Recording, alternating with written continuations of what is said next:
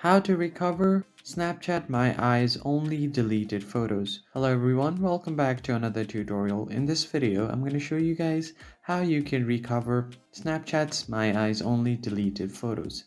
But before you get started, make sure to head down below to give this video a like and subscribe to the channel.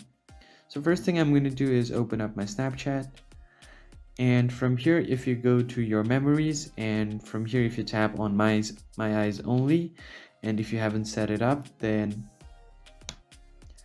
what you need to do here is if you have set up your my eyes only and you're not able to access it because you've forgotten your password, in that case you just tap on your settings on your profile, scroll down until you find help center, tap on your help center, and on the search bar you are going to search for I lost my snaps.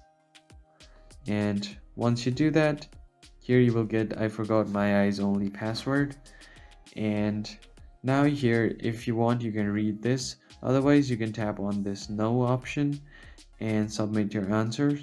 But basically what it's saying is, if you forgot your my eyes only password and you want to recover it, there is a way to reset your passcode, but all of your previous my eyes only snaps will be deleted, so you have to note that.